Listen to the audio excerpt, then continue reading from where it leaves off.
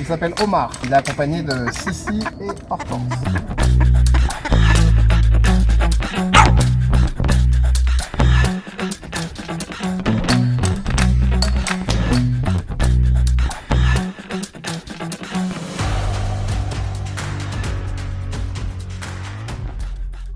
Trouver ici, en pleine ville, on se croirait à la campagne.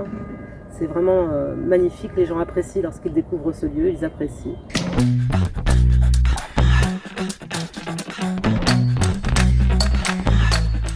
Je suis Valérie Navarre, assistante sociale. Je travaille à l'association Espérem depuis de nombreuses années et je suis à l'origine de la création des Jardins du Béton, qui existent depuis 1999. Au départ, nous avons conçu les premiers jardins sur les terrasses qui encadraient les locaux d'un centre d'hébergement que gérait l'association, dans le quartier Saint-Blaise, à 10 minutes à pied d'ici. Nous avons eu l'idée de créer des jardins collectifs d'insertion. Bonjour. Alors, je récolte les fleurs de mauve séchées pour la tisane et les graines pour ressemer.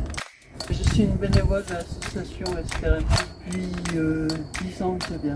Ça m'intéresse beaucoup de venir, c'est relaxant. Cette activité me procure du plaisir à venir.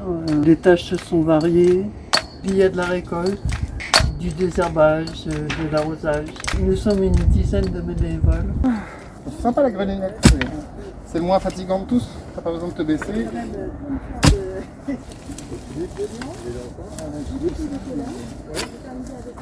Si t'as mal à la tête. Non, mais j'ai pas mal au dos. J'ai rarement mal au dos.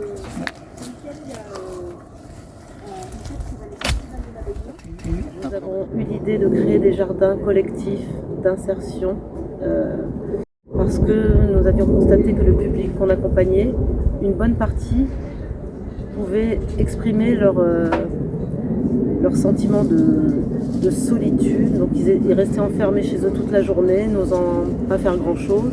Et donc on s'est posé la question en équipe, à savoir qu'est-ce qu'on peut créer comme activité qui puisse mobiliser, redynamiser, faire sortir un petit peu de chez soi des gens en situation d'isolement, essentiellement.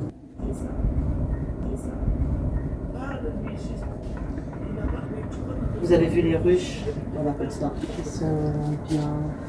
On est protégé des abeilles et en même temps l'apiculteur, il y a un apiculteur avec qui nous sommes en partenariat qui vient s'en occuper régulièrement. Et ça nous permet d'avoir quelques pots de miel délicieux. Voilà, par an, on va dire. En tout cas, il est délicieux, moi qui l'ai goûté à plusieurs reprises. Je ne sais pas s'il est meilleur, mais il est délicieux, c'est vrai. Le miel des jardins de Béton. L'association Espérem est une association loi 1901. Elle gère de nombreux services, donc on appelle ça des départements. Donc il y a un gros département qui s'occupe de l'hébergement. Donc c'est surtout des familles monoparentales, des personnes isolées. Donc il y a de nombreux centres d'hébergement. Il y a également un service de protection de la jeunesse, un service également de petite enfance, puisque l'association gère aussi des crèches. Un service également de petite enfance et aussi un service de médiation familiale. Un gros service qui comprend donc la formation professionnelle, le service RSA et les jardins.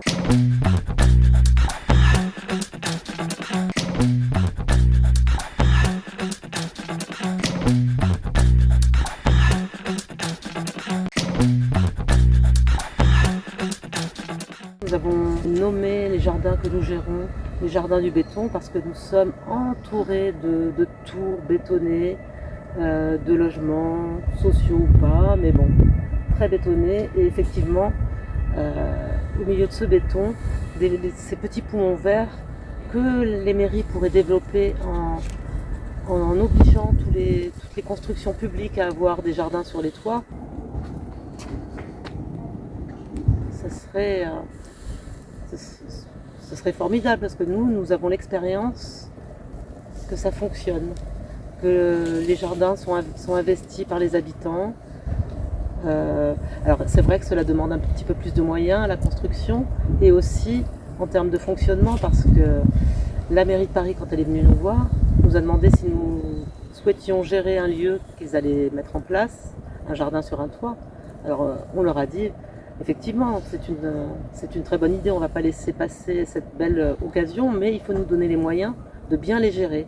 C'est-à-dire, au minima, il faut un petit local, pouvoir accueillir convenablement les personnes que nous recevons, et également les moyens de payer l'animatrice qui anime les ateliers jardinage tout au long de l'année, parce que le jardin fonctionne toute l'année.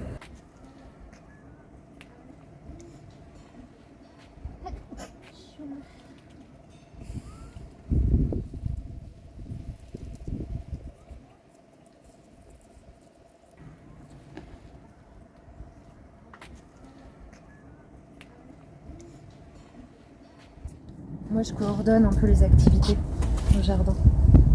J'arrive et puis je donne les priorités à faire et chacun se les répartit selon ses envies et ses habitudes aussi. Il y en a qui viennent depuis des années ici. Elles dorment déjà. Ouais.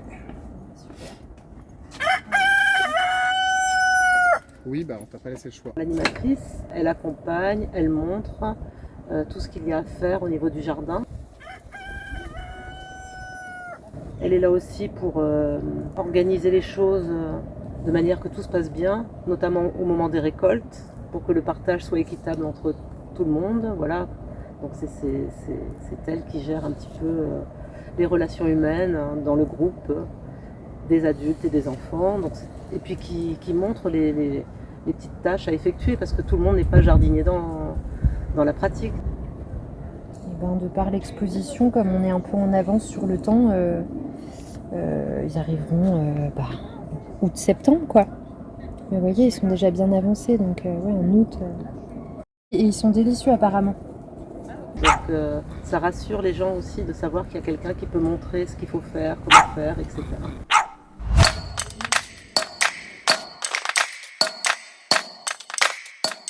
Les grandes villes ont besoin de multiplier les espaces verts parce qu'il en manque cruellement et c'est vrai que l'être humain a besoin de se reconnecter à la nature.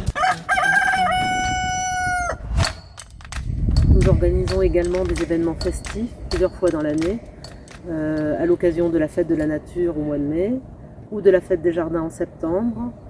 Là, ce sont généralement un grand repas partagé où chacun est invité à participer en amenant un plat à partager ça sur la table.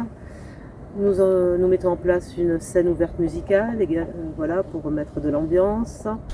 Des animations pour les enfants peuvent être proposées et des ateliers jardinage sur des thèmes particuliers comme le compostage, le bouturage peuvent être également proposés au grand public. Et là, nous recevons de nombreux visiteurs. C'est toujours des moments fabuleux et nous aimons faire découvrir et partager. Nous aimons faire découvrir et partager au plus grand nombre.